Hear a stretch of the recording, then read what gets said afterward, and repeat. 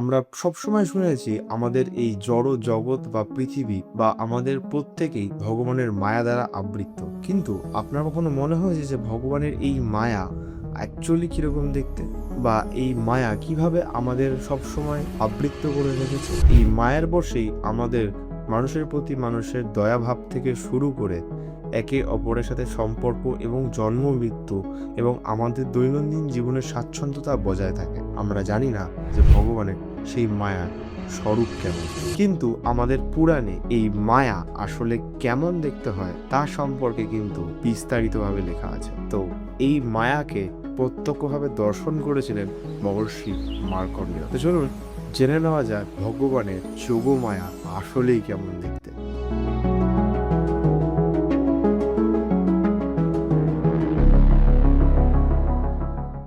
নমস্কার বন্ধুরা, আমি দুর্গেশ আর আপনারা দেখছেন টকিং আলমা ইউটিউব চ্যানেল। তো আমরা আগের সিজনের মতো আরো একটা ইন্টারেস্টিং সিজন শুরু করেছি, যেখানে আমরা আমাদের হিন্দু পুরাণের এমন কিছু কাহিনী বা তত্ত্ব নিয়ে আলোচনা করব যা সম্পর্কে খুবই কম মানুষ জানেন। তো চলুন দেরি না করে শুরু করা যাক।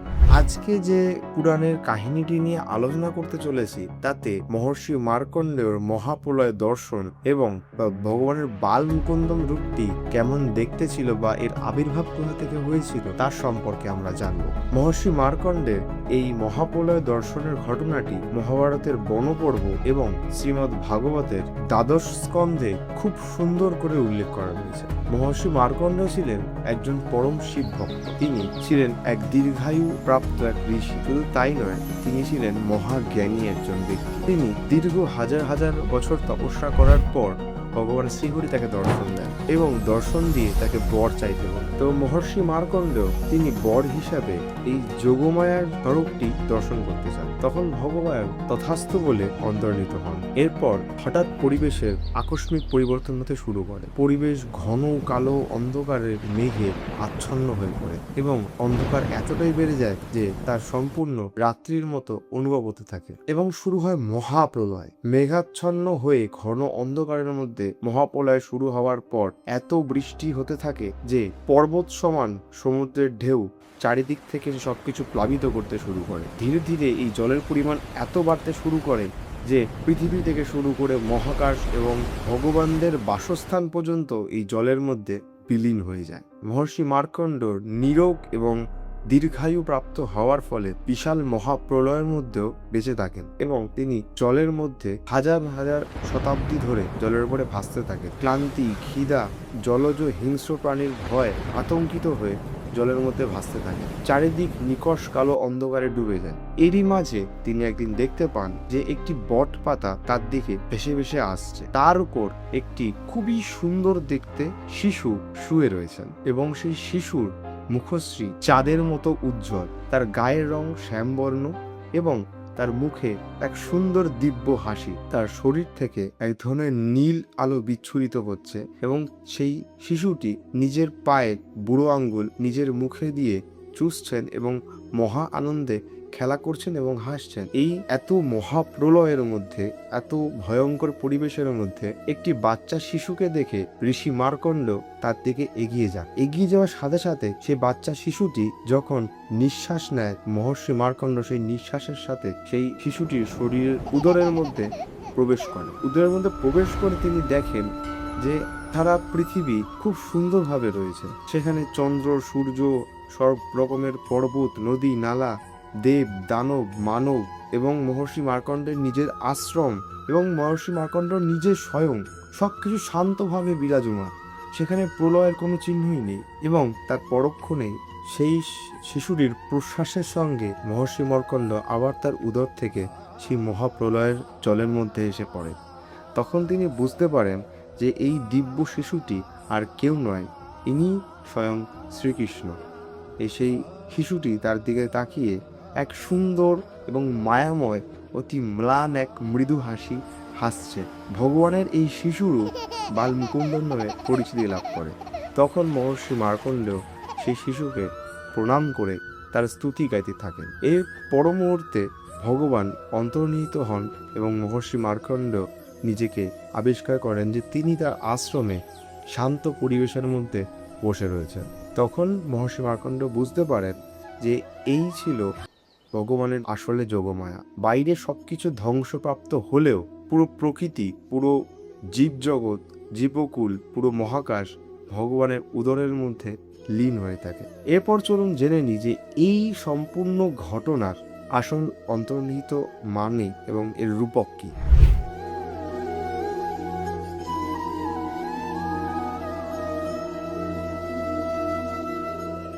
এবং এখানে আমরা দেখতে পাচ্ছি বাইরে মহাপ্রলয় হওয়ার পরও ভগবানের উদরের মধ্যে সব কিছুই শান্ত এবং সমানভাবে বিরাজমান। ভালো করে শুনবেন। সব থেকে ইন্টারেস্টিং বিষয় হচ্ছে এখানে কিন্তু আমরা প্যারালাল ইউনিভার্সের একটা থিওরি পেয়ে যাই। মানে এটা নিয়ে অনেক কন্ট্রোভার্সি আছে যে পৃথিবীর একদম সেন্টারে একটি বিশাল বড় গর্ত রয়েছে, যেটির ছবি একসময় নাসার ওয়েবসাইটে দেখা যেত, কিন্তু বর্তমানে সেই জায়গাটা সবসময় একটি মেঘ বিরাজ করে, যার ফলে সেই সেন্টারের জায়গাটি দেখা পসিবল হয়ে ওঠে না। যদি আমি জায়গাটির পার্টিকুলার কোনো ছবি আমি পাই, অবশ্যই আমি সেটা আপনাদের সাথে শেয়ার করবো স্ক্রিনে।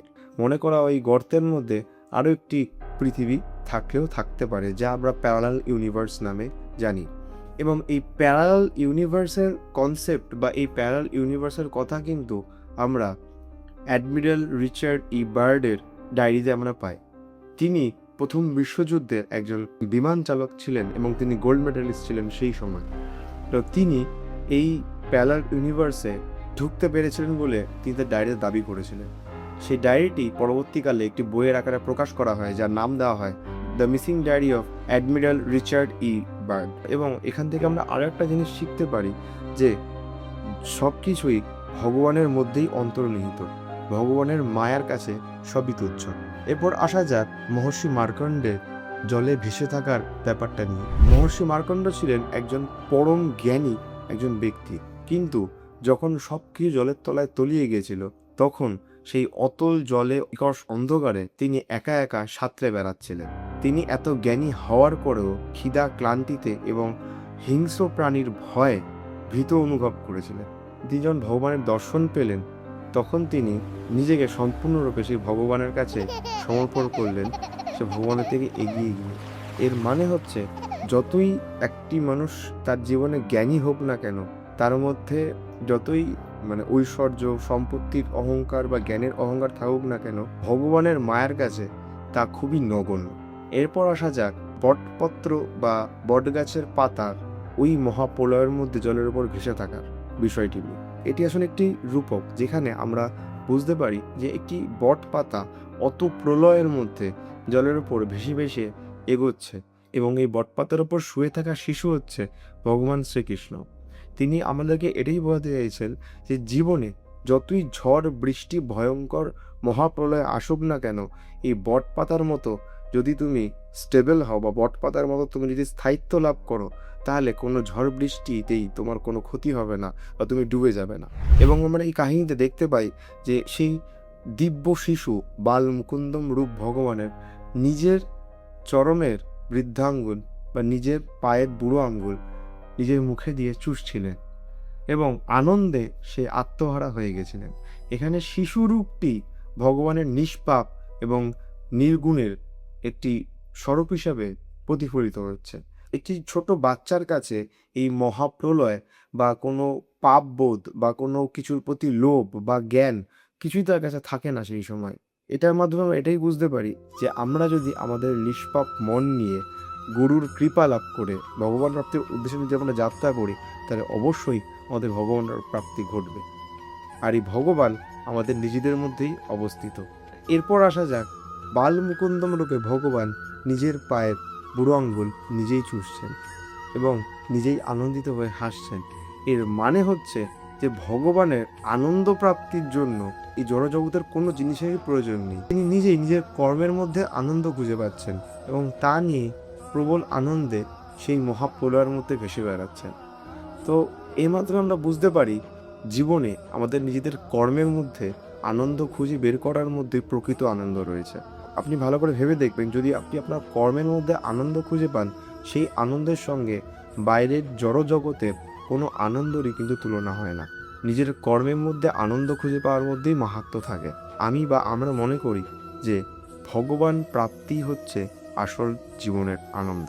তো আপনাদের কেমন লাগলো ভিডিওটি সেটাই বিস্তারিত কমেন্টে আমাদের জানাবেন, এবং যদি এই তত্ত্ব সম্পর্কে বা এই ভিডিওতে বলা কাহিনী সম্পর্কে যদি কোনো প্রশ্ন আপনার থেকে থাকে তা আপনি আমাদের কমেন্ট বক্সে প্রশ্ন করতেই পারেন। আমরা পরের ভিডিওতে তার উত্তর দেওয়ার চেষ্টা করব। আরেকটি কথা, আমরা খুব তাড়াতাড়ি একটা পডকাস্ট শুরু করতে চলেছি, যেখানে আমরা বিভিন্ন মানুষের অলৌকিক বা ভৌতিক বা যে কোনো রকমের রহস্যময় ঘটনা সম্পর্কে আমরা আলোচনা করতে চাইছি। তো আপনারা যদি চান, তো সেই রকম কোনো এক্সপিরিয়েন্স যদি আপনাদের থাকে, তাহলে তা আমাদের সাথে শেয়ার করুন। আজকের ভিডিও এই অবধি। আবার পরের এপিসোডে কোনো ইন্টারেস্টিং পৌরাণিক কাহিনী নিয়ে ফিরে আসবে টকিং আলমা।